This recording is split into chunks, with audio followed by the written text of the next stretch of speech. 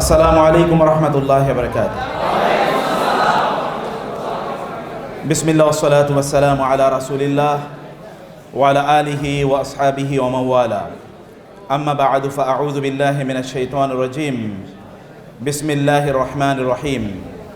লাকাদ কানা লাকুম ফি রাসূলিল্লাহি উসওয়াতুন হাসানাহ। আমি একেবারে শুরুতেই আপনাদেরকে নিয়ে তিনটি এক্সারসাইজ করতে চাই। প্রথমত হচ্ছে, অনেকক্ষণ পর্যন্ত বসেছিলেন, একটু কি দাঁড়াবেন অনুগ্রহ করে সবাই? ও মাশাআল্লাহ, কোমরটা একটু সোজা করার সুযোগ হয়েছে, তাই না? জি, একটু কোমরটা সোজা করে নেন, মুভ করতে পারেন, নো প্রবলেম, আপনারা তো মেডিকেল স্পেশালিস্ট।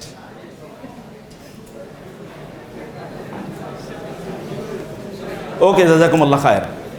সেকেন্ড এক্সারসাইজ,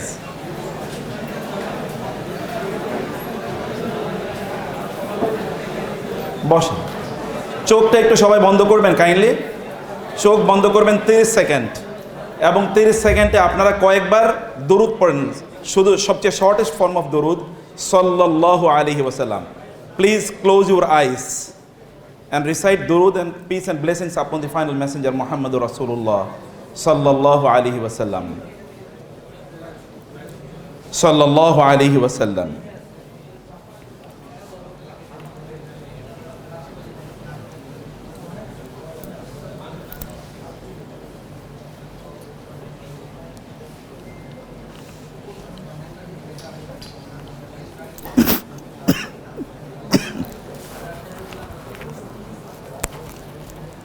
এবার 3 নম্বর এক্সারসাইজ, তা হলো, একটা মাজলিসের অনেক আদব থাকে, শিষ্টাচার থাকে, কখনো কখনো সেটা লঙ্ঘন হয়।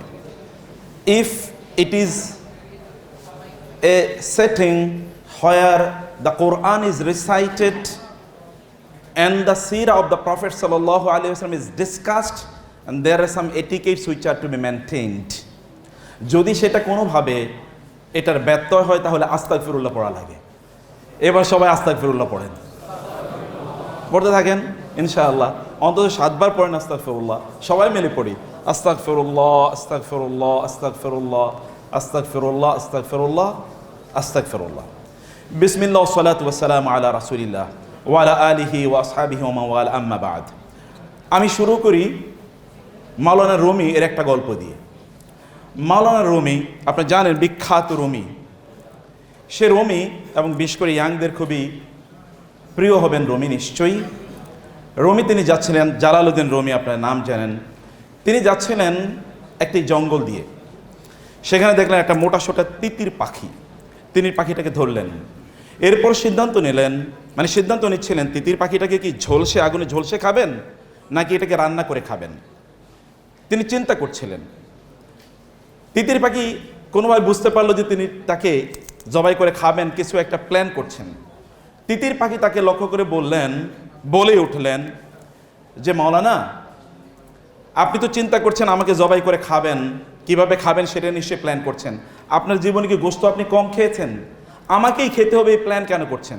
বরং আমাকে ছেড়ে দেন, আমি আপনাকে 3টি উপদেশ দেব। মাওলানা রুমি চিন্তা করলেন, ভালোই তো, আচ্ছা আমাকে তুমি বলো।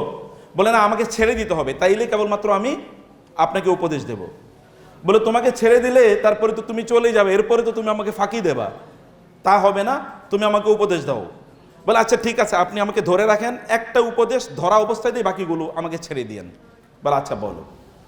বলে, প্রথম উপদেশ হলো, তোমার বন্ধু বান্ধব, আত্মীয় স্বজন, পাড়া প্রতিবেশী, পরিচিতরা তোমার কোনো ভালো কাজ দেখলে, আপনার কোনো ভালো কাজ দেখলে, তারা হতে পারে আপনাকে বিভিন্নভাবে ক্রিটিসাইজ করবে, আপনাকে বিভিন্নভাবে জ্বালাতন করবে, কথা দিয়ে অথবা আচরণ দিয়ে। আপনি ওই দিকে একেবারে ভ্রুক্ষেপ করবেন না। আপনার জীবনে যে গোল আছে, লক্ষ্য আছে, উদ্দেশ্য আছে, সেটা নিয়ে আপনি কন্টিনিউ চলতে থাকবেন। তাইলে at the end of the journey আপনি সফলতা অর্জন করতে পারবেন। মাওলানা রুমি চিন্তা করেন, আরে পাখি তো বিউটিফুল অ্যাডভাইস দিচ্ছে, ভালোই তো, আর চমৎকার তো। বলে, বাকি 2টা কিন্তু দেবো না, কি করতে হবে? ছেড়ে দিতে হবে। ও আচ্ছা ঠিক আছে, যাও, ছেড়ে দিলাম। এখন গাছের ডালে গিয়ে পাখিটি বসলো। বসার পর পাখি বলল যে, এবার তিনি বললেন, তাহলে দ্বিতীয় উপদেশ দাও। বলে, দ্বিতীয় উপদেশ হচ্ছে আপনার জন্য অতীত নিয়ে কোনোদিনই কি করবেন না, অতীত নিয়ে কোনোদিন আফসোস করবেন না। যা চলে গেছে সেটা নিয়ে আফসোস করবেন না, বরং প্রেজেন্ট নিয়ে বাঁচুন, ভবিষ্যৎ নিয়ে পরিকল্পনা করুন। যেমন ধরেন, এখন আপনাকে একটা ঘটনা বলি। এই যে আমার পেটে খুবই দামি 2 কেজি মূল্যবান পাথর ছিল, খুবই দামি। এইটা যদি আপনি আমাকে ধরে রাখতেন এবং জবাই করতেন, ওই পাথর আপনি পেলে আপনার 14 গোষ্ঠী বসে বসে খাইতে পারতো রাজার মতো করে। এই যে আপনি এটা বড় ভুল করেছেন। এটা শোনার পরেই তো রুমির মাথা গরম। এবার রুমি তার পিছনে দৌড়াচ্ছে তারে ধরার জন্য, আর ওই পাখি এক ঢাল থেকে আরেক ঢালে যাচ্ছে। রুমি যখন ক্লান্ত, তখন তিতির পাখি বলল, দেখেছেন এই যে মাত্র আপনাকে যে উপদেশটা দিলাম এটাই তো আপনি ভুলে গেলেন। আমি না বলেছি অতীত নিয়ে আপনি কোনো টেনশন করবেন না, তা আপনি তো অতীত নিয়েই পড়ে আছেন। আমাকে ছেড়ে দিয়েছেন, আপনি কি আর আমাকে ধরতে পারবেন? তা তো পারবেন না। তাহলে অতীত নিয়ে পড়ে আছেন, কারণ আপনাকে প্রেজেন্ট নিয়ে, ভবিষ্যৎ নিয়ে পড়ে থাকা দরকার ছিল। বলে তাইলে ঠিক আছে, তুমি এবার আমাকে 3 নম্বর উপদেশটা দাও, 3 নম্বর উপদেশটা দাও।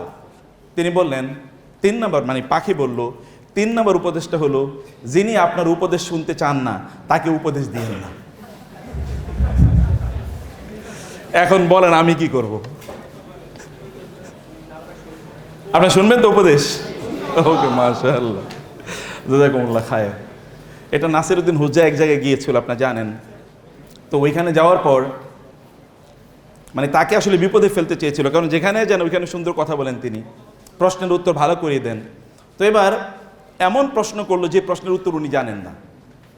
এখন লোকেরা চিন্তা করলো যে এই আপনারা কি এখানে মোটামুটি সব কিছু জানেন? বলে হ্যাঁ, আমরা মোটামুটি জানি। আচ্ছা ঠিক আছে, উনি যে প্রশ্নটা করেছেন এই প্রশ্নটার উত্তর কারা কারা জানেন? তো একেবারেই জানেন এরকম তো বলতে পারেন। একদল লোক হাত তুললো একেবারে হালকা করে যে জানি, আর আরেক দল হাত তোলে নেই। তিনি বললেন যে যারা জানেন তারা ওনাদেরকে জানিয়ে দেন আসসালামু আলাইকুম রহমতুল্লাহ। তো আমি হয়তো যা বলবো হতে পারে most of the things will be known to you, but still it is a reminder. এটা একটা রিমাইন্ডার, কারণ আল্লাহ সুবহানাহু ওয়া তাআলা বলেছেন ফাযাক্কির ফাইন্না যিকরা তানফাউল মুমিনিন। মুমিনদেরকে স্মরণ করিয়ে দিন, কারণ মুমিনদেরকে যদি স্মরণ করিয়ে দেওয়া হয় তাহলে মুমিনরা তাতে উপকৃত হয়। আজকে যার বিষয়ে আমি আপনাদেরকে এখানে বলতে এসছি, তিনি হচ্ছেন the most revolutionary man on the earth, on the surface of the earth. এই পৃথিবীতে আল্লাহ সুবহানাহু ওয়া তাআলা যাকে সবচেয়ে বেশি পরিবর্তন করার জন্য পাঠিয়েছেন, সেটা কি সোশ্যাল লেভেলে, সেটা কি পলিটিক্যাল লেভেলে, সেটা কি ফ্যামিলি লেভেলে, সেটা কি ইকোনমিক লেভেলে, অথবা সেটা কি ইন্টারন্যাশনাল লেভেলে, যেই কোনো বা রিলিজিয়াস লেভেলে, এমন কোনো জায়গা নেই যেই জায়গায় তিনি পরিবর্তন আনেননি, অথবা তিনি যথাযথ পরিবর্তন আনেননি, সবচেয়ে পরিবর্তন আনেননি। তিনি 1500 বছর আগে যে পরিবর্তন এনেছেন, সেই পরিবর্তনের কল্যাণের উপর আমরা মানবজাতি এখনও দাঁড়িয়ে আছি। আমি সেই বিষয়গুলো বলবো আপনাদেরকে। আমি জানি যে আপনার খুবই educated as well enlightened audience, অতএব আপনাদের জন্য যে বিষয়গুলো অনেক বেশি রেলেভেন্ট, আমি সেগুলো কিছু উল্লেখ করার চেষ্টা করব। তৎকালীন সমাজের অবস্থা কী ছিল, কেবল আমি একটা স্ক্র্যাচে ওই জায়গায় শুধুমাত্র আপনাদেরকে নিয়ে যেতে চাই। আপনি জানেন রাসূলুল্লাহ সাল্লাল্লাহু আলাইহি ওয়াসাল্লামের সাথীরা, তারা মক্কায় অত্যাচার না সহ্য করতে পেরে তারা চলে গিয়েছিলেন, প্রথম হিজরত করেন আবিসিনিয়াতে। সেখানে তার চাচাতো ভাই জাফর ইবনে আবি তালেব ছিলেন, এবং একবার চিন্তা করে দেখেন যে তার মেয়ে পর্যন্ত সেখানে যায়, কারণ ওসমান রাদিয়াল্লাহু তাআলা আনহু হিজরত করেছেন। একজন মানুষ তার আপন কন্যা এবং জামাতা তারাও হিজরত করেছেন, অনেকে এখানে শাহাদাত বরণ করেছেন, বাকিরা রক্তাক্ত, এবং তিনি মক্কায় তাকে দাওয়াতি কাজ করতে দেয়া হচ্ছে না। স্টিল তিনি প্রচণ্ড কম্পোজড অ্যান্ড পিসফুল হয়ে তিনি তার দাওয়াতি কার্যকলাপ পরিচালনা করছেন, এবং সমাজের রিফরমেশনের জন্যে তিনি তার সামনে এজেন্ডা কি, তার সামনে ইস্যু কি, তিনি স্পষ্ট করে দিয়েছেন।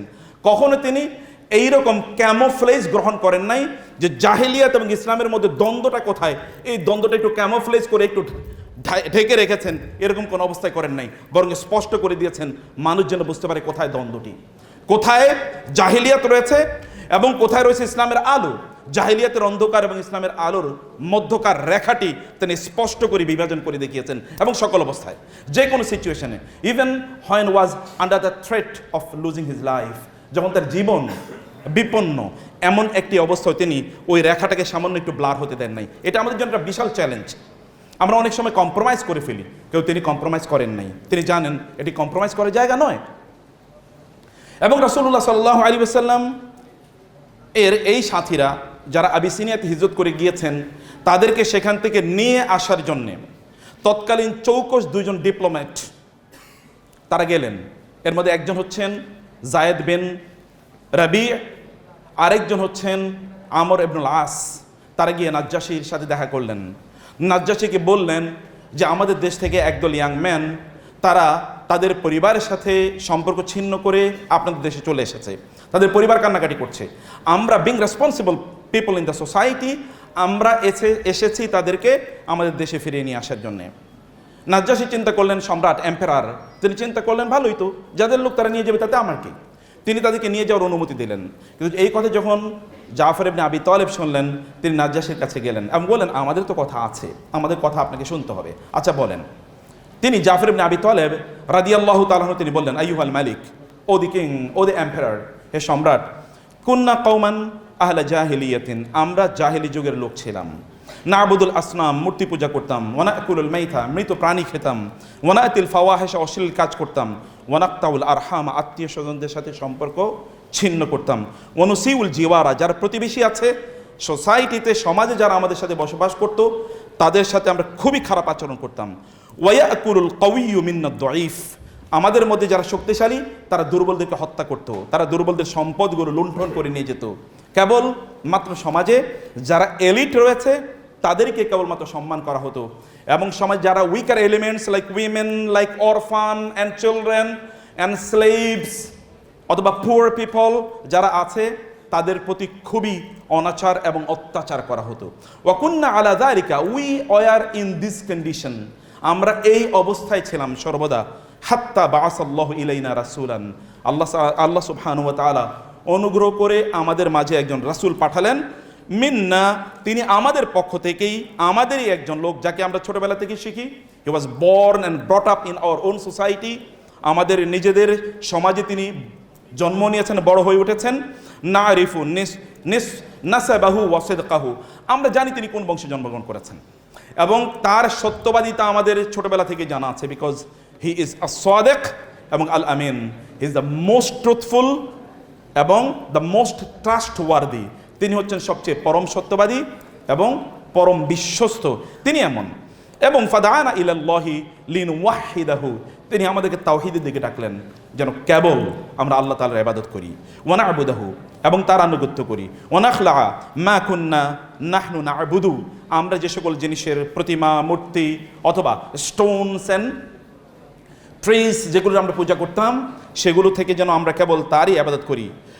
এবং ওয়া আমারানা বিসিদকিল হাদিস, তিনি আমাদেরকে বললেন আমরা যেন সত্য কথা বলি। ওয়া আদাইল আমানা, মানুষের আমানত যেন তাদের কাছে ফিরে দেই। ওয়াসিলাতির রহিম, আত্মীয়তার সম্পর্ক যেন আমরা রক্ষা করি। ওয়াল কাফি আনিল মাহারিমি, এবং আমরা অশ্লীল কাজ থেকে যেন দূরে থাকি। ওয়া হুসনিল জিওয়ারি, এবং আমরা যেন প্রতিবেশীদের সাথে উত্তম আচরণ করি। ইত্তকার লম্বা তিনি একটা ভাষণ দিলেন। এই যে আলোচনা, যেটি বুখারীর সহিহুল বুখারীতে বিস্তৃতভাবে বলা আছে, এখানে তৎকালীন জাহিলিয়াতের একটা ছোট্ট চিত্র এখানে তুলে ধরা হয়েছে, যা সংস্কার করার জন্যে আল্লাহ সুবহানাহু ওয়া তাআলা তার রাসূলকে পাঠিয়েছেন। এবং তিনি বললেন, অতঃপর আমাদের এই রাসূলের প্রতি যখন আমরা ঈমান আনলাম, তখনই এরা আমাদের উপর অত্যাচার করা শুরু করলো। অত্যাচারের এক পর্যায়ে তারা যখন তারা মিশন থেকে বের করে দিতে পারলো না, তখন তারা তাকে হত্যা করার পরিকল্পনা নিল এবং তিনি তারপরে মদিনায় চলে গেলেন। সোসাইটি নির্মাণের কাজ শুরু হয়ে যায় মদিনায় যাওয়ার পর। কিন্তু এর আগে মক্কায় সোসাইটির যে ফেব্রিক্স আছে বা ফাউন্ডেশন আছে, এই ফাউন্ডেশনটা তিনি মক্কায় তৈরি করা, মক্কায় এটাকে তিনি লে ডাউন করা তিনি শুরু করলেন। সেটা কীভাবে আমি তার একটু পরে আলোচনা আসছি। মানবতার ইতিহাসে তার চেয়ে সফল কে আছে বলেন? আপনারা যদি সফলতা চান, যেমন কি আমেরিকান কনস্টিটিউশনে লেখা আছে, আমাদের fundamental objectives of the American society is one of the fundamental objectives of the American society is the pursuit of happiness, যে আমরা কেবল সুখ এর সন্ধানে আমরা কাজ করবো। গতকাল আমি একটা ভিডিও দেখছিলাম, আপনার আমেরিকার ক্যালিফোর্নিয়া এবং অন্যান্য কিছু জায়গায় যারা মাদক দ্রব্য সেবন করছে মাতাল হয়ে, আপনি এখন ইউটিউবে আপনার গেলে সার্চ করলে আপনারা পাবেন, মাতাল হয়ে শুয়ে আছে, কুকুর বিড়ালের সাথে শুয়ে আছে, অথবা সেখানে আপনার মানে হয়ে ফেইন্টলেস হয়ে সেখানে আছে, ফেইন্টেড হয়ে সেখানে আছে, সেন্সলেস হয়ে সেখানে আছে, এরকম নারী এবং পুরুষ গাদাগাদি হয়ে শুয়ে আছে, রাস্তাঘাটে পড়ে আছে, এরকম অসংখ্য ঘটনা সেখানে ঘটছে। তিনি বলছেন যে আমেরিকান অবস্থা হচ্ছে সেখানে আমরা পারসুট অফ হ্যাপিনেসের জন্য তারা যা মনে চায় তাই তারা করে বেড়াচ্ছে, কিন্তু যা তারা পায় না তাই হলো হ্যাপিনেস, কিন্তু এর পেছনে তারা দৌড়াচ্ছে। সুখ অথবা সফলতা, সফলতা বা সুখ কাকে বলে? আপনি যদি প্রকৃত অর্থে সফলতার সংজ্ঞা দেখতে চান বা সফল কোনো মানুষের চরিত্র খুঁজতে চান, তাহলে আপনাকে আসতে হবে যার কাছে, তাকে নিয়ে আমরা আজকে আলোচনা করছি। আজকে তাকেই নিয়েই আমরা আলোচনা করছি। এ কারণে আপনি দেখবেন যে সফল অর্জনের 3টে মৌলিক মানদণ্ড আছে। এর মধ্যে একটা মানদণ্ড হচ্ছে আপনার ফোকাস থাকতে হবে, যে আপনি কি করতে চান, আপনার ব্যক্তিত্ব থাকতে হবে, এবং একদল ডেডিকেটেড লোক থাকতে হবে যারা আপনার কাজটি তারা আপনার পক্ষে অথবা আপনার উপস্থিতিতে বা আপনার অনুপস্থিতিতে করে বেড়াবে।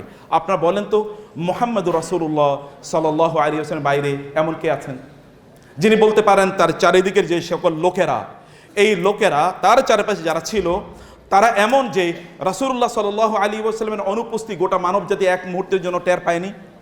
রাসূলুল্লাহ সাল্লাল্লাহু আলাইহি ওয়াসাল্লামের ইন্তেকালের পর খলিফা হলেন কে? ওমর ইবনে আবু বকর রাদিয়াল্লাহু তাআলা আনহু। আবু বকর তো উম্মার মধ্যে মোস্ট লেনিয়েন্ট, মোস্ট কম্প্যাশনেট, এবং এত মানসিকভাবে তিনি এতটা কোমল যে তিনি রাসূলুল্লাহ সাল্লাল্লাহু আলাইহি ওয়াসাল্লামের অনুপস্থিতিতে তিনি নামাজ পড়াবেন ওইখানে এটাই চিন্তা করতে পারছিলেন না। কোরআন তেলাওয়াত করলে তিনি কাঁদেন, নামাজে দাঁড়ালে তিনি কাঁদেন, খুবই কোমল হার্টেড একজন মানুষ। কিন্তু যখন ইসলামকে রক্ষা করার প্রশ্ন আসলো তখন তিনি, এই মানুষটি যিনি পৃথিবীর সবচেয়ে কোমল মানুষ, তিনি বলে উঠলেন আয়ানকুসুদ্দিন ওয়া আনা হাইয়ুন। আবু বকর বেঁচে থাকতে ইসলামের গায়ে একটা আঁচড় ফেলবে কেউ, এটা কখনো হতেই পারে না। এবং তিনি তৎকালীন রিদ্দার অর্থাৎ 3টি এলিমেন্ট, একদল লোক তারা তাদের নিজেকে নবী দাবি করেছে, আমরা জানি ফলস প্রফেট, আর একদল লোক তারা ডিনাই করেছে জাকাত দিতে, জাকাত দেবে কার, কিন্তু তারা আবু বকরের কাছে জাকাত দেবে না রাদিয়াল্লাহু তাআলা আনহু। এবং 3 নম্বরে একদল লোক তার অ্যাপোস্টেসি, যেটাকে বলা অ্যাপোস্টেট মানে তার মোরতাদ হয়ে গেল। এই যে 3টা বিশাল ঘটনা, ওমরের মতো ব্যক্তি এখানে পেরেশান হয়ে গিয়েছেন। যখন ওমরকে তিনি ডাকলেন, তিনি বললেন ওমর আমি এদের বিরুদ্ধে যুদ্ধ করতে চাই। ওমর বললেন আপনি যুদ্ধ করবেন? এই 3টা ফ্রন্টে চারিদিকে এরকম বিদ্রোহ, এত বিদ্রোহী গ্রুপের বিরুদ্ধে কিভাবে যুদ্ধ করা যায়? আবু বকর রাদিয়াল্লাহু তাআলা বললেন ওমর যান, খাওয়ানুন মানে জাব্বারুন ফিল জাহিলিয়াতি খাওয়ানুন ফিল ইসলাম। জাহিলি যুগে তো আপনাকে বাঘ হিসেবে আমি চিনতাম, কিন্তু ইসলামে এসে কোনো আপনি দুর্বল হয়ে গেলেন কেন? ঠিক আছে আপনার সাহায্য লাগবে না, আমি একাই যুদ্ধ করব। কিছুক্ষণ পরে ওমর ফিরে এসে বললেন ওয়াল্লাহি লাকাদ রাআইতু আন্নাল্লাহ কাদ শারাহা সাদরা আবি বকর লিল কিতাল। আল্লাহর কসম করে বলি আবু বকর, আমি যখন ফিরে যাচ্ছিলাম তখন আমার অন্তরে এরকম ইলহাম হলো যে আল্লাহ তাআলা আপনার হৃদয়টাকে যুদ্ধের জন্য প্রশস্ত করে দিয়েছেন। অতএব you are right, you are on the right front, আমি আপনার পক্ষে আছি, যুদ্ধ করব। এরকম একজন ব্যক্তি। আপনি বলেন তো রাসূলুল্লাহ সাল্লাল্লাহু আলাইহি ওয়াসাল্লাম ইন্তেকালের পর তার চারপাশ যত লোক ছিল, যতজন ছিল, তাদের অবস্থা কি ছিল?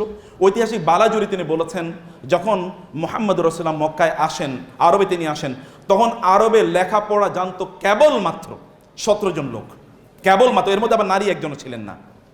যখন তিনি ইন্তেকাল করেন তখন প্রায় 1.5 লক্ষ লোক তারা লেখাপড়া জানে।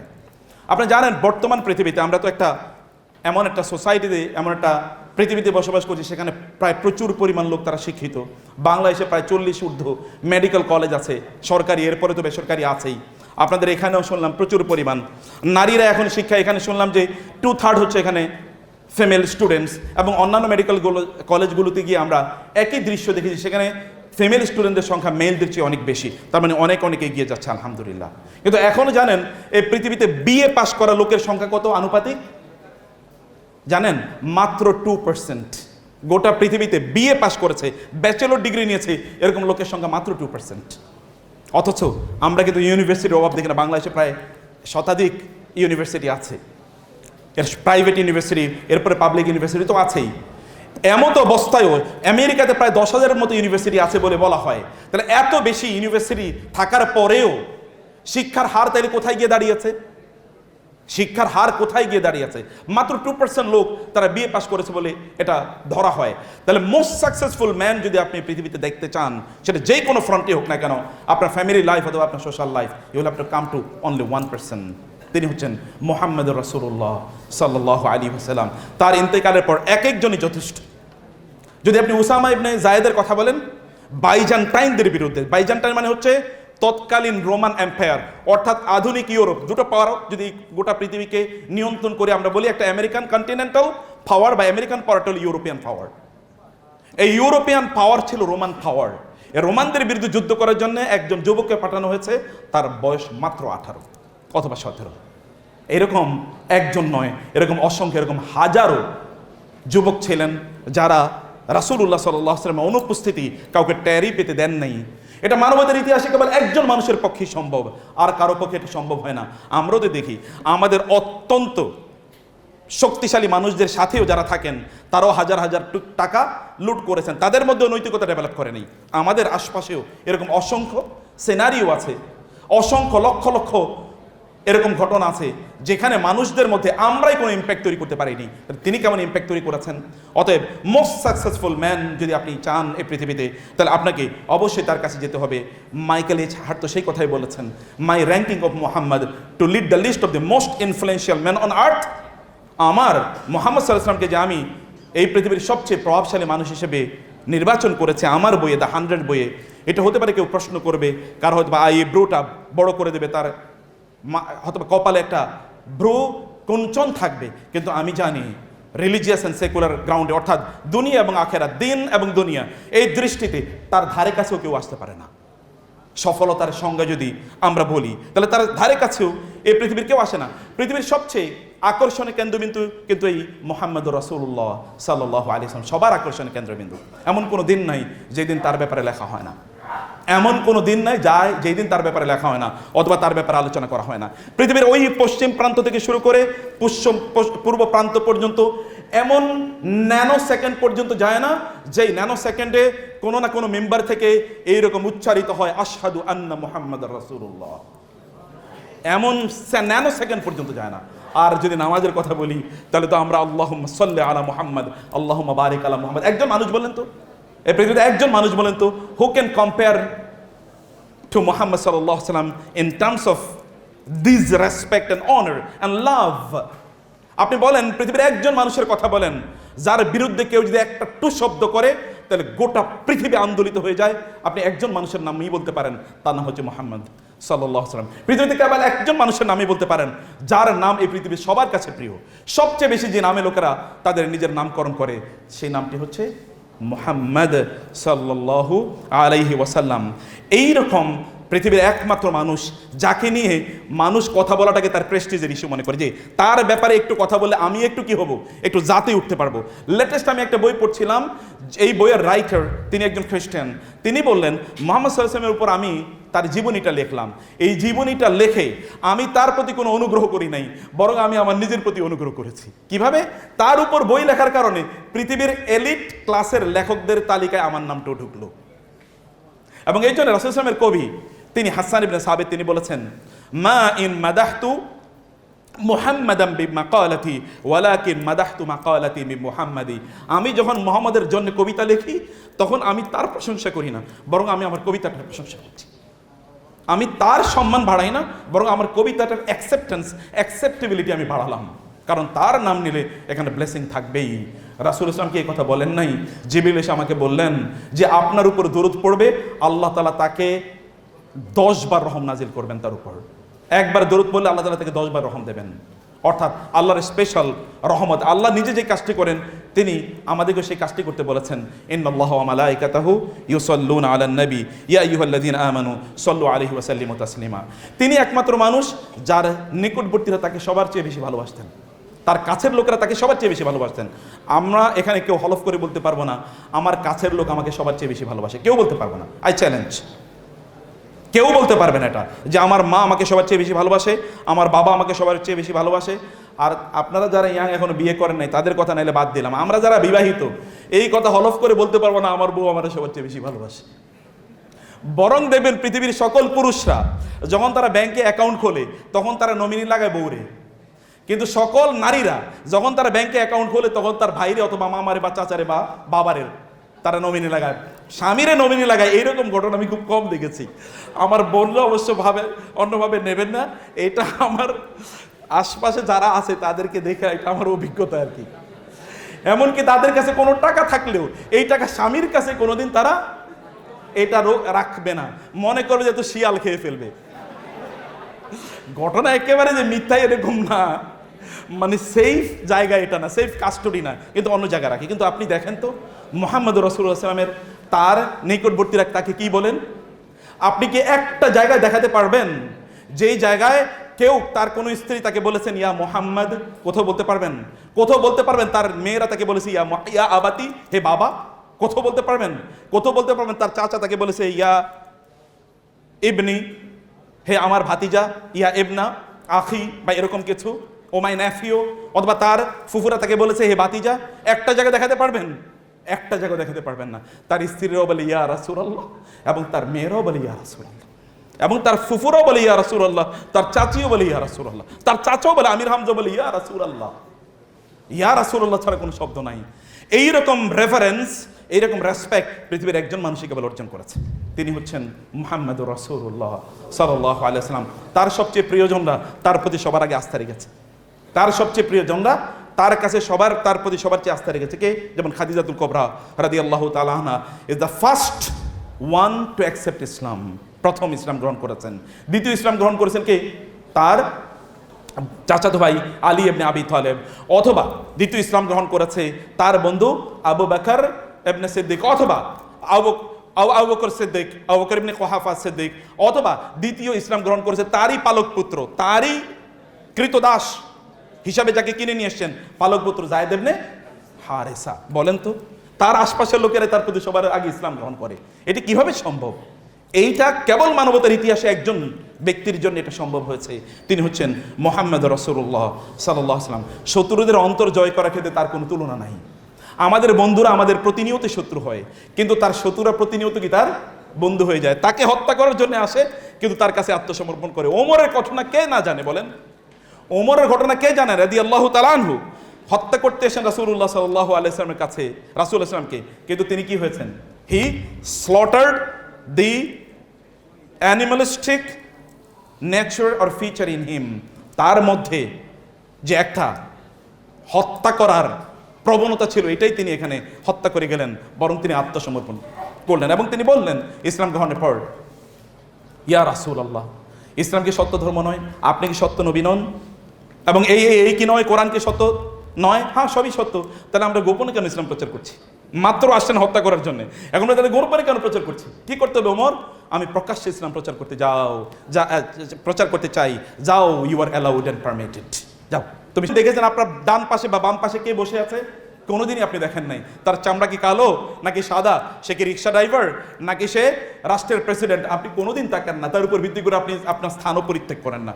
কিন্তু অন্যান্য জায়গায় এটা স্টিল এই ডিসক্রিমিনেশন সেখানে আছেই, সেটি এখনো প্রযোজ্য অন্যান্য সকল জায়গায়। যেই সকল ব্যক্তিরা রাসূলুল্লাহ সাল্লাল্লাহু আলাইহি ওয়াসাল্লাম এর সাথে শত্রুতা পোষণ করত, তাদের সাথেও তিনি কি আচরণ করতেন আমরা বলেছি। সমাজে যে সকল ব্যক্তিরা একেবারে সাধারণ, এটা আপনাদের জন্য বলছি, একেবারে সাধারণ মানুষ, তাদের সাথে তার কি আচরণ ছিল। আমি আরেকটা গল্প বলি। রাসূল সাল্লাম তিনি দেখলেন এক ব্যক্তি জামা কাপড় বিক্রি করছে, তার কাছে 10 দিরহাম ছিল, 4 দিরহাম দিয়ে একটা জামা কিনলেন। ওই জামা নিয়ে যখন তিনি আসতেছিলেন, প্রতিমধ্যে এক বেদুইন বললেন, আপনার জামাটা তো খুবই সুন্দর, আমার দিয়ে দেন তো। রাসূল সাল্লাম গা থেকে খুলে জামাটা দিয়ে দিলেন। এবার তিনি আবার ওই বেদুইনের কাছে গেলেন, ওই জামা বিক্রেতার কাছে গেলেন, গিয়ে তিনি আরেকটা জামা 10 দিরহাম দিয়ে কিনলেন। কিনে তিনি যাচ্ছিলেন, দেখলেন একটা মেয়ে, একটা ব্ল্যাক মেয়ে, একটা কাজের মেয়ে রাস্তায় কাঁদতেছে। লিমা তাবকি, কাঁদছো কেন তুমি? বলে আমি কাঁদছি, আমার বাসা থেকে আমার মনিবা আমাকে 2 দিরহাম দিয়েছিলেন আমি কিছু কেনার জন্য, আমি তো টাকা হারিয়ে ফেলছি, এখন বাসায় গেলে তো আমাকে মারবে, এই কারণে আমি কাঁদছি। বলে ঠিক আছে, আমার কাছে 2 দিরহাম আছে, তোমাকে 2 দিরহাম দিয়ে দিলাম। ওই 2 দিরহাম নিয়ে ও বাসায় যাচ্ছে, কিন্তু কাঁদতে কাঁদতে যাচ্ছে। রাসূল তাকে বলে তুমি কাঁদছো কেন? তোমার তো 2 দিরহাম দিয়ে দিলাম। বলে না, কাঁদতেছি অন্য কারণে। তাহলে যে একটু যে দেরি হইলো, আমার যদি ধরে মারে তাহলে কি করবো? বলে আচ্ছা ঠিক আছে, আমি তোমার সাথে যাচ্ছি। তিনি বাসায় গেলেন, গিয়ে বলেন আসসালামু আলাইকুম আহলাল বাইত। উত্তর দেয় না। আসসালামু আলাইকুম আহলাল বাইত, উত্তর দেয় না। আসসালামু আলাইকুম আহলাল বাইত, ওয়া আলাইকুম আসসালাম ওয়া রাহমাতুল্লাহি ওয়া বারাকাতুহু। আপনি জানেন কয়বার সালাম দেয়া লাগে? কেউ যদি কোথাও গেলে আপনাকে সালাম দিয়ে প্রবেশ করতে হবে, যদি সালামের উত্তর না দেয় তাহলে আপনি 3 বার সালাম দেবেন। 3 বার তিনি সালাম দিলেন, সালামের 3য় বারে উত্তর দিলেন। উত্তর দেওয়ার পর তিনি এবার দরজা খুললেন। রাসূল বলেন তোমরা কি আমার প্রথম সালাম শুনতে পাও নাই? বলতে শুনতে পেয়েছে, কিন্তু আপনি আল্লাহর রাসূল, আপনি আমাদের জন্য বলবেন আসসালামু আলাইকুম ওয়া রাহমাতুল্লাহ, এটা আমাদের জীবনের সবচেয়ে বেশি পাওয়া। আপনি 3 বার বলবেন, 3টা বার আমাদের জীবনের সবচেয়ে বড় অ্যাসেট হয়ে থাকবে। এই কারণে আমরা বলছি যে আপনি 3 বার একটু বলেন, আমরা অপেক্ষা করছিলাম। আপনি সালাম দেবেন, আপনি ওরা রাগান্বিত হতেন। তিনি দেখেন এদের ভালোবাসা লেভেল কি, ভালোবাসা কাকে বলে, এরা আমার ভালোবাসার জন্যে এরা এরকম তারা অপেক্ষা করছে আমি কতবার তাকে সালাম বলি। লাস্ট যে পয়েন্টে বলতে চাই প্রিয় ভাইয়েরা এবং বোনেরা, নারীদেরকে তিনি কিভাবে সম্মান করতেন বা মর্যাদা দিতেন, নারীদের কথা একবার চিন্তা করে দেখুন তো আমাদের নারীদেরকে আমরা কতটুকু সম্মান দিই বা কতটুকু মর্যাদা দিই। যারা বিবাহ করেছি তাদের তো আছেই, আর অন্যান্যদের কত আমরা একটা টম অ্যান্ড জেরি টাইপের, বুঝেন নাই, মানে একটা মহিলা যাচ্ছে তখন মনে করি যেটা একটা জেরি যাচ্ছে, জেরি এরকম একটা ভাব, আর আমরা হলাম টম টাইপের। আল্লাহ রাসূল সাল্লাল্লাহু আলাইহি ওয়াসাল্লামের অবস্থা কি ছিল? আল্লাহ রাসূল সাল্লাল্লাহু আলাইহি ওয়াসাল্লাম তিনি নারীদেরকে কি সম্মান করতেন? তার স্ত্রীরা তার ব্যাপারে বলতেন যে তোমরা কি কোরআন পড়ো না? হ্যাঁ পড়ি তো। তাইলে কোরআনই তো তার চরিত্র, তার চরিত্রই কোরআন, কোরআনই তার চরিত্র।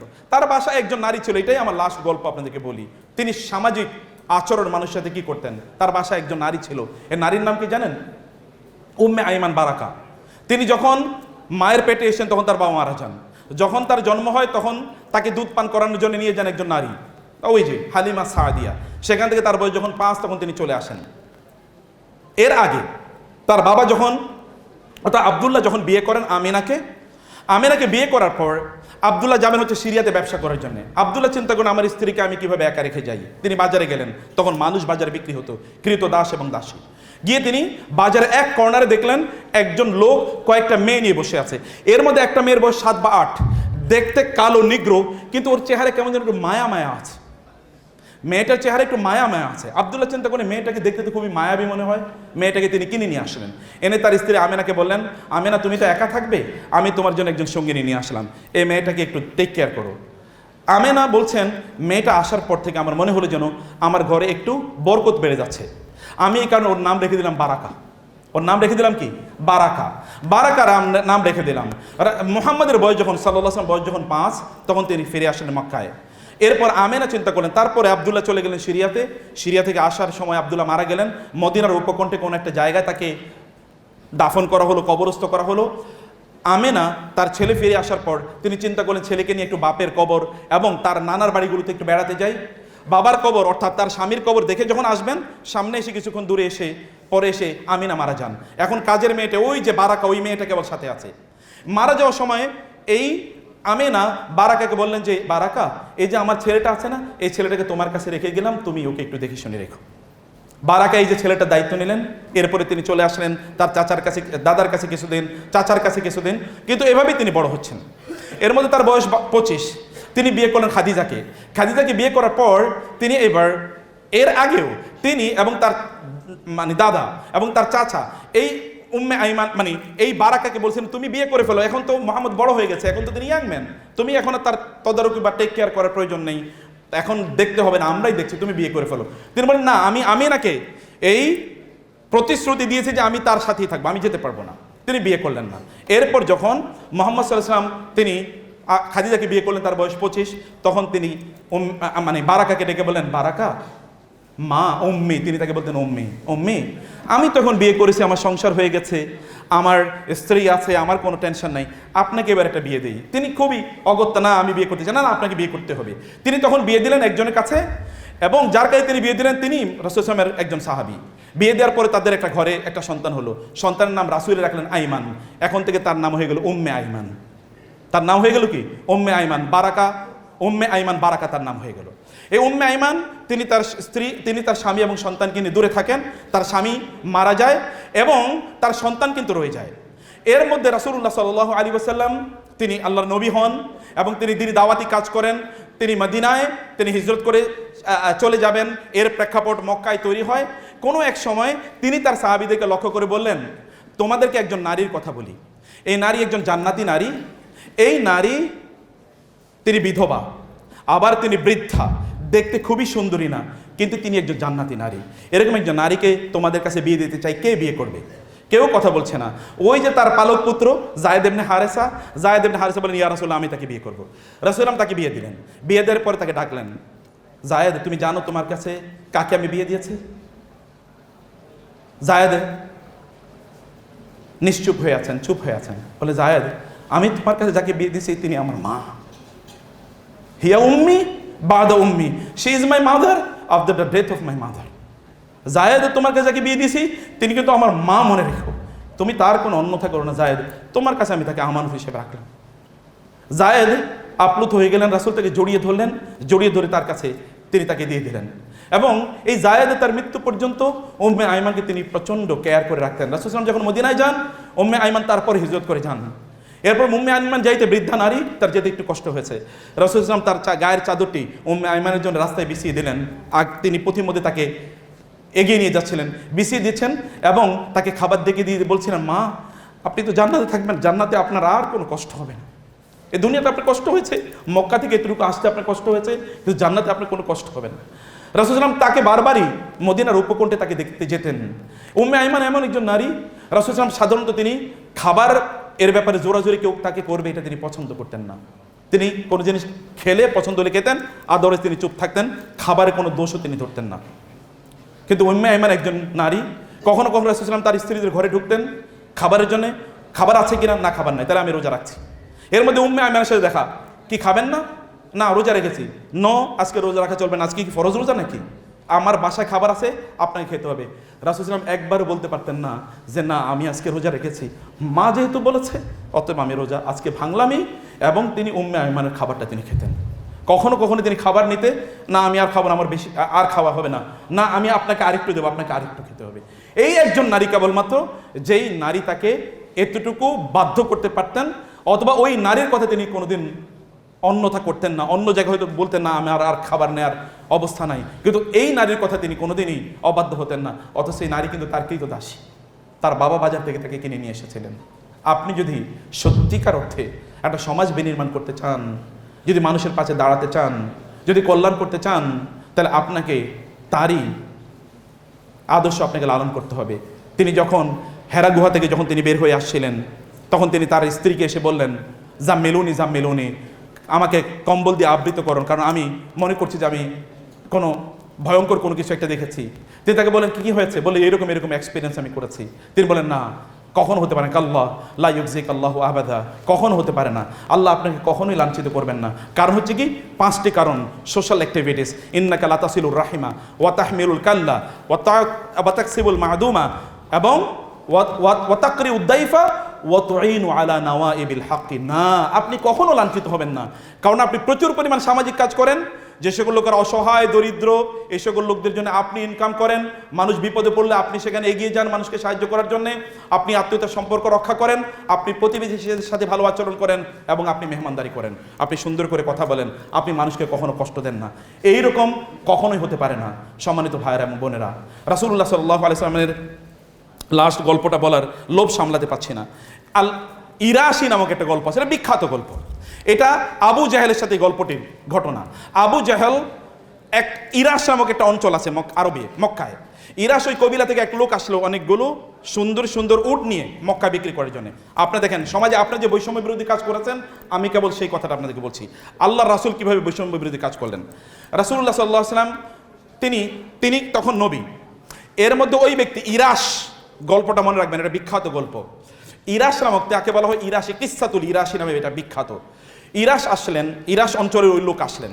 আসার পরে ওই লোক তিনি তার উটগুলো বাজারে বিক্রি করবে। এর মধ্যে আবু লাহাব দেখেছে লোকগুলো, আবু জাহেল দেখলো, এবং আবু জাহেল বললো এত সুন্দর উট, বলে হ্যাঁ বিক্রি করবা, হ্যাঁ বিক্রি করবা, কত, বলে এত, বলে তুমি কি আমাকে চেনো, না আপনাকে চিনি না। এই লোকজনকে জিজ্ঞেস করো আমি কে, আমি হচ্ছে মক্কার নেতা, অতএব আমি তোমার উটগুলো নিয়ে গেলাম, আজ আমি তো টাকা নিয়ে আসি নাই বাজারে, কালকে তোমাকে দেবো। এখন পরের দিন সকালে এই লোক তো খুবই ভালো খুশি, কারণ এত দামে ভালো দামে বিক্রি করতে পেরেছে এবং মক্কার লিডারের কাছে উট বিক্রি করেছে, টাকার তো ওর কোনো চ্যালেঞ্জ নাই। তিনি এবার ওইখানে সময় টময় কাটাচ্ছেন, বাইতুল্লাহ যাচ্ছেন, ইবাদত করছেন। পরের দিন সকালে গেলেন, আবু জাহেলের দরজায় গিয়ে টোকা দিলেন, কে, আমি অমুক, তুমি কি, আমি তো তোমাকে চিনি না। আরে মনে নাই, গতকাল না আমার কাছ থেকে আপনি উটগুলো নিয়ে আসলেন, তুমি কি পাগল হয়ে গেছো, গতকাল মানে কি, আমি তোমাকে কোনোদিন দেখি না, চিনি না। এই লোক তো পাগল, বলে কি, আমার উট উনি নিয়ে এসে উনি আমাকে চেনে না। তিনি এবার চলে গেলেন বাইতুল্লাহতে। ওইখানে আরো মক্কার নেতা যেটা আছে তাদেরকে বললেন, ভাই আমি গতকাল এই উটগুলো বেয়েছি ওনার কাছে, এই আবু জাহেল নামে আপনাদের একজন নেতা, কিন্তু উনি তো আমার টাকা দিচ্ছেন না। বলে আমাদের পক্ষে আবু জাহেলের বিরুদ্ধে কোনো কথা বলা সম্ভব না, উনি আমাদের নেতা, কিচ্ছু বলা সম্ভব না। তাহলে করণীয় কি ভাই, আমি তো টাকা পাচ্ছি, আমি গরিব মানুষ, টাকা পাচ্ছি না। এর মধ্যে রাসূল ইসলাম আসতেছিলেন, দেখে বলেন ওই যে আসতেছেন মোহাম্মদ, ওনার কাছে যাও এবং উনি গিয়ে আবু জাহেলের বলুক। ওদের চিন্তা ছিল মুহাম্মদ সাল্লাল্লাহু আলাইহি ওয়াসাল্লাম যদি আবু জাহেলের কাছে যায় তাহলে আবু জাহেল ওনাকে মারবেন, অত্যাচার করবেন, জুলুম করবেন, এতে ওদের একটা কি জিঘাংসা, প্রতিহিংসা, এটা মানে সার্থক হবে। তার রাসূলকে ওই ব্যক্তি বুঝলেন যে আচ্ছা ঠিক আছে তার কাছে যাই, তিনি তো আর জানেন না। তিনি গিয়ে বললেন, ইয়া মুহাম্মদ, আবু জাহেলের কাছে আমি আমার উট বিক্রি করেছি, তিনি তো টাকা দিচ্ছেন না, আপনি একটু সুপারিশ করুন। বলে আসেন।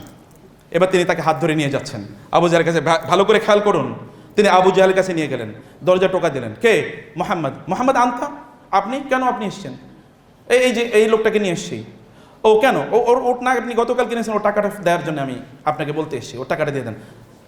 আবু জাহেল এর মধ্যে একটা তার চোখগুলো বড় হয়ে গেছে। এবার আচ্ছা দাঁড়ান দাঁড়ান দাঁড়ান, ঠিক আছে আমি টাকা নিয়ে আসতেছি। ঘরের মধ্যে গিয়েছে, এনে ওই লোকটাকে টাকা দিয়ে দিয়েছে। এর মধ্যে পেছনে যারা আছে তারা বলল, কি ব্যাপার, আবু জাহেল আজকে এরকম কাজ করলো, ঘটনা কি? এটা তো হওয়ার কথা না, আবু জাহেল তো এরকম করার কথা না। যখন রাসূল ইসলাম ওই লোকটাকে নিয়ে গেলেন, তিনি চলে গেলেন, তিনি খুবই খুশি। এর মধ্যে আবু জাহেল বললেন, তোমরা তো বুঝো নাই, মোহাম্মদ যখন এসছে তখন তার পেছন দিক দিয়ে কি বিশাল দেহি কিছু একটা যেন আমি দেখতে পেয়েছি। আমার মনে হচ্ছিল সে আমার দিকে যেভাবে তাকিয়ে আছে, আমি যদি টাকা ফেরত না দিই তাহলে ও আমাকে হত্যা করে ফেলবে। আসলে জিবরিল এসেছিলেন রাসূল ইসলামের পাশে দিয়ে, সাথী দিয়ে এরকম এসেছিলেন। আপনি একবার চিন্তা করে দেখেন তো, আপনার শত্রুর কাছে আরেকজনের টাকা পাওয়ানোর জন্য আপনি কি যাবেন কোনোদিন? ও তো চেহারাই আপনি দেখতে চান, ভাই ওর সাথে আমার শত্রুতা, ওর চেহারা দেখে আমি হারাম ঘোষণা করছি। কেউ তিনি যান, because he is the most social human being on earth. আল্লাহ তাকে সোশ্যাল রিফরমেশনের জন্য পাঠিয়েছেন। কুমিল্লা মেডিকেল কলেজের এটা একটা যুগান্তকারী আয়োজন। আমি স্যারকে ধন্যবাদ জানাচ্ছি এই বিউটিফুল আয়োজনের জন্য, এবং I feel honoured to be invited here. আমি যা রাসূলের জীবন সম্বন্ধে যতটুকু আপনাদের সামনে বলতে পেরেছি, এটা হচ্ছে বিশাল মহাসমুদ্রের এক ফোঁটা পানির চেয়েও কম। কাজ হলো তার জীবনী পড়া। আপনারা একটা বই পড়বেন, তিনি কেমন ছিলেন, বাংলায় বইটি অনুবাদ হয়েছে, আরবিতে বইটি হলো কাইফা আমালাহুম, তিনি কেমন আচরণ করতেন মানুষের সাথে, তিনি কেমন ছিলেন। বইটি লিখেছে সালেহ আল মুনাজ্জিদ, সালেহ আল মুনাজ্জিদ, সালেহ আল মুনাজ্জিদ, বিখ্যাত লেখক, আরবিয়ান কিন্তু অস্ট্রেলিয়ান সিটিজেন, এখন অসাধারণ লেখক। বইটা অনেক বিশাল ভলিউমের। এখানে তিনি পাবেন, আপনি পাবেন রাসূল সাল্লাল্লাহু আলাইহি ওয়াসাল্লামের সামাজিক আচরণ কেমন ছিল। অবশ্যই বইটা পড়বেন, বইটা অ্যাভেলেবল আর বেস্ট সেলার বই, এটা পৃথিবীতে বেস্ট সেলার বই। আমি আজকেও আস্তে আস্তে ওই বই কিছু পড়ছিলাম, কিন্তু আলোচনাটার অধিকাংশ বই থেকে নেওয়া হয়নি। আল্লাহ সুবহানাহু ওয়া তাআলা সত্যিকার অর্থে আপনারা যে আয়োজনটা আজকে শুরু করেছেন, এটা যেন অব্যাহত থাকে, যতদিন পর্যন্ত এই প্রতিষ্ঠান থাকবে ততদিন, এবং এটা সাদকায়ে জারিয়া হিসেবে আপনাদের জন্য কাজ করুক, আল্লাহর কাছে সেই তৌফিক কামনা করছি। এবং যারা এখানে পাইওনিয়ারিং, আমাদের 2011 সালে পরিবারকে না জানিয়ে কাজী অফিসে সাক্ষী সহকারে বিয়ে করি, তখন আমার বয়স ছিল 20 বছর এবং আমার হাজব্যান্ডের বয়স ছিল 24 বছর। বিয়ের 1.5 বছর পর একটা বিষয়ে ঝগড়ার এক পর্যায়ে আমার হাজব্যান্ড আমাকে একসাথে 3 তালাক বলে। কিছুদিন পর সে আমার কাছে এর জন্য ক্ষমা চায় আর আমিও তাকে ক্ষমা করে দেই। তারপর আমরা দুইজন এই আল্লাহর কাছে তওবা করি এমন ভুল আর যেন না হয়। আমরা অনেক হুজুরের কাছেও কথা বলেছি, কেউ বলেছে সম্পর্ক জায়েজ আছে, একবারে 3 তালাক বললেও 1 তালাক হয়, আবার কেউ বলেছেন সম্পর্ক জায়েজ নাই। কিন্তু আমরা তওবা করে আমার হাজব্যান্ডের পরিবারকে জানিয়ে তাদের সাথে নিয়ে আবার কবুল পড়ে বিয়ে করি। তার পরিবারে কেউ আমাদের তালাকের বিষয় জানে না। আমার পরিবার আমাদের প্রেমের সম্পর্কে জানতো, কিন্তু তারা মেনে নেয়নি বলে আমার পরিবারকে বিয়ের বিষয় এখনো জানানো হয়নি। আপনার কাছে আমার প্রশ্ন, আমাদের বিয়ের 3.5 বছর হলো, আমাদের এই বৈবাহিক সম্পর্কটা কি জায়েজ? এমন অবস্থায় আমি কি করতে পারি?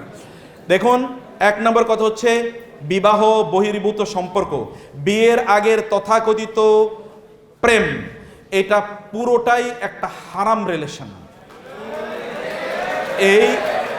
এই রিলেশন এটা মুসলমানদের সাথে যায় না।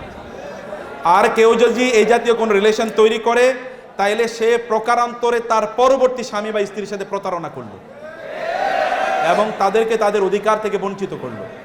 অতএব এই হারাম রিলেশনে কোনো যুবক যাবেন না। 2 নম্বর বিষয় হচ্ছে, কেউ যদি এরকম কোনো হারাম রিলেশনের মাধ্যমে সম্পর্ক তৈরি করে তাইলে ওইখানে শয়তান ঢুকবেই, কারণ মূল রিলেশনটা তো হারাম ছিল এবং ওইটা সাস্টেইনেবল হয় না। বিয়ের আগেই যদি প্রেম দেয়া নেওয়া হয়ে যায় তাহলে বিয়ের পরে তো মারামারি ছাড়া কিছুই থাকে না, মানে দুইটার তো একটা থাকবে। অতএব এই বিয়ের আগে প্রেমটাকে নো বলুন, এটা হারাম, এটা বলিউডীয় ভালোবাসা, এটা ইসলামিক ভালোবাসা না।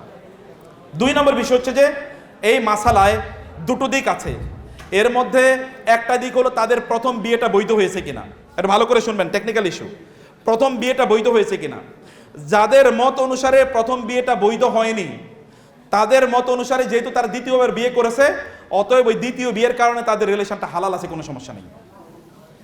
আর যাদের মত অনুসারে প্রথম বিয়েটা হালাল হয় নাই, প্রথম বিয়েটা কি হালাল হয় নাই, তাদের কথা বলেছি।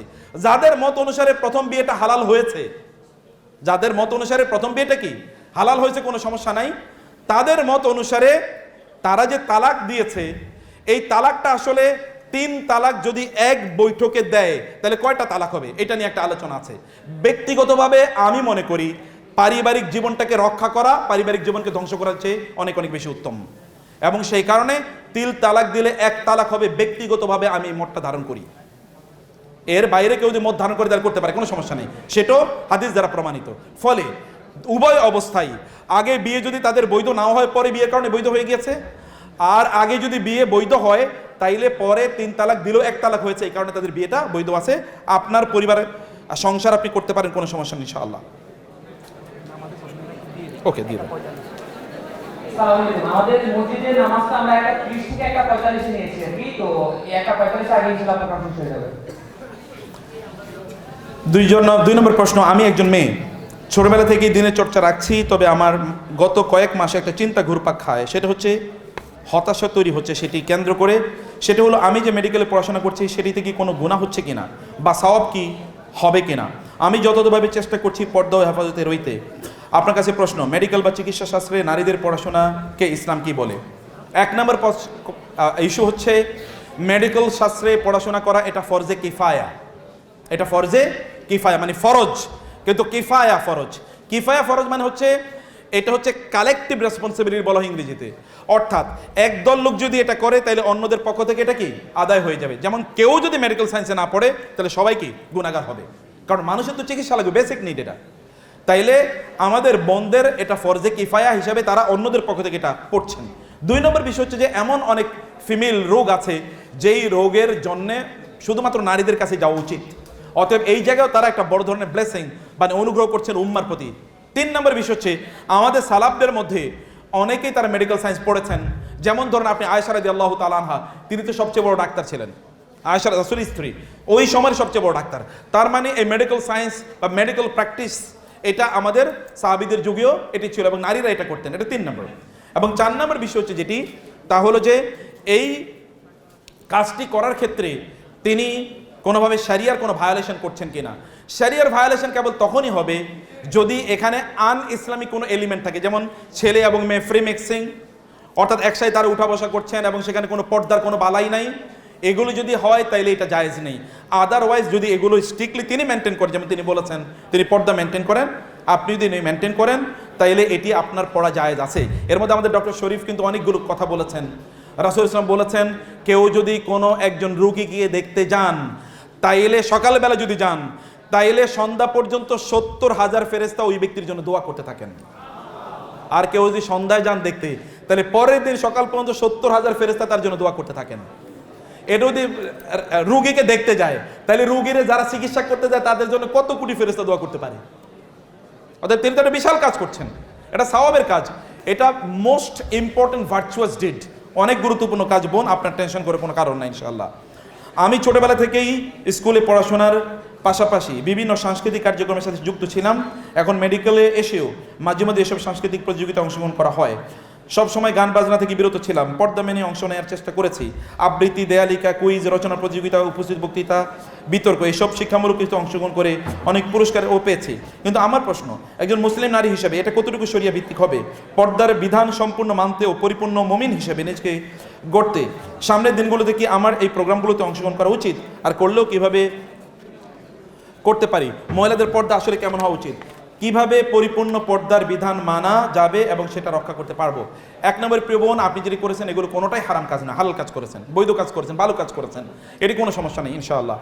রাসূলুল্লাহ সাল্লাল্লাহু আলাইহি সাল্লাম তো তার স্ত্রীদের সাথে যুদ্ধে যাচ্ছেন, যুদ্ধের ময়দানে যাচ্ছেন, হঠাৎ করে সবাইকে বলেন একটু থামো, এরপরে তার স্ত্রীর সাথে দৌড় প্রতিযোগিতা করেছেন, এটা তো আপনারা জানেন। আয়েশা রাদিয়াল্লাহু তাআলার সাথে দৌড় প্রতিযোগিতা করেছেন। একবার দৌড়ে তিনি কি হারলেন, পরে আরেকবার দৌড়ে তিনি জিতলেন এবং জিতে বলেন, আয়েশা ওই যে ওই দিন হারছিলাম না, আজকে জিতে ওটার প্রতিশোধ নিলাম। আর ইট হ্যাপেন্স, এটা কোনো সমস্যা নেই, এই প্রতিযোগিতায় অংশগ্রহণ নেওয়া যায়।